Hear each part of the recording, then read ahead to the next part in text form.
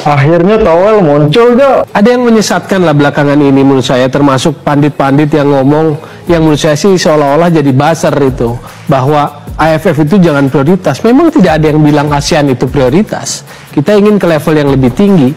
Tapi yang mau ambil dulu itu untuk memastikan kalau kita pakai mahkota itu clear. Kamilah mahkota Asia Tenggara gitu loh. Coba lihat dan dengarkan ini ya. Di ajang Piala AFF 2014, Indonesia tampil buruk saat dipermalukan Filipina dengan skor 0-4. Kekalahan itu pun membuat tim Garuda sulit ke semifinal dan mengancam karir Alfred Riedel di kursi pelatih tim nasional. Nah, berita ini muncul itu pada tahun 2014 saat Piala AFF ya. Nah, pelatihnya adalah Alfred Riedel.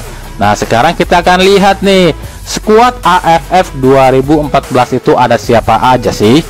Nah, ini ya, skuad AFF 2014. Itu kiper aja ada Kurnia Mega, ada Madi Wirawan, ada Dian Agus. Itu back juga masih banyak back-back tanggul Liga Indonesia ya, seperti ada Victor Igbonevo tuh naturalisasi juga. Di tengah juga ada naturalisasi juga tuh Rafael Matimo. Di depan ada Sergio Van Dijk dan juga Gonzalez. Ini naturalisasi juga.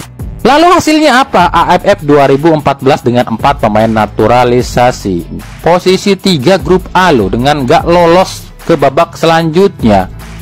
Nah, pertanyaannya, ini timnas Indonesia 2014 jebloknya minta ampun seperti ini. Kenapa Towel nggak ribut? Ayo, ada yang tahu? Ya karena 2014 itu Towel masih di PSSI. Ya nggak bakalan ribut lah, orang dia pengurus PSSI-nya kok. Indonesia tidak serius dengan Piala AFF. Begitulah komentar pengamat sepak bola Indonesia yang mengkritik keputusan timnas yang menurunkan mayoritas pemain bawah 22 tahun di Piala AFF 2024. Memang sudah kita rencanakan dari jauh-jauh hari.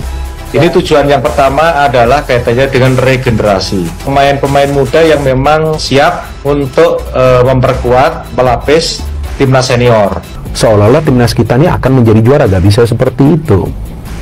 Karena sekarang yang akan diberikan kesempatan bermain adalah pemain-pemain muda agar mereka mendapatkan menit bermain, agar mereka mendapatkan jam terbang, agar mereka mendapatkan pengalaman.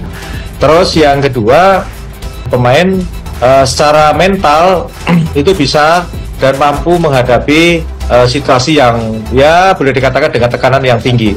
Baru sekali dilatih fisik oleh Shin Tae-yong, Shin Tae-yong mengungkapkan timnas U22 mempunyai mentalitas mudah menyerah. ST benar-benar harus memulai semuanya dari nol dalam pelatihannya. Hal ini dilakukan untuk mempersiapkan timnas Indonesia menghadapi Piala AFF yang sebagian besar diisi oleh pemain U22. Salah satu fokus utama ST adalah membenahi kondisi fisik pemain. Pada sesi pagi, ST memberikan latihan penguatan otot, sementara pada sore harinya, latihan berlanjut dengan penguatan fisik. Rizky Ridho diminati oleh FC Tokyo. Rizky Ridho jangan ke Jepang. Ya, saya menekankan sebagai fans Indonesia ya.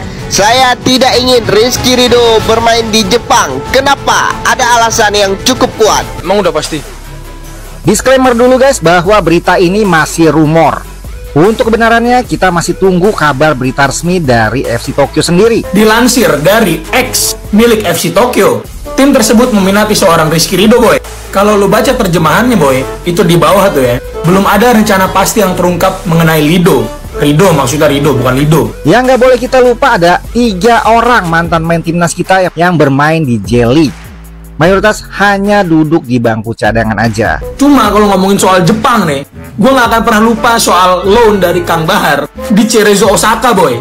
Doi dipinjam dari Wolves U21 hanya untuk bahan pemasaran aja.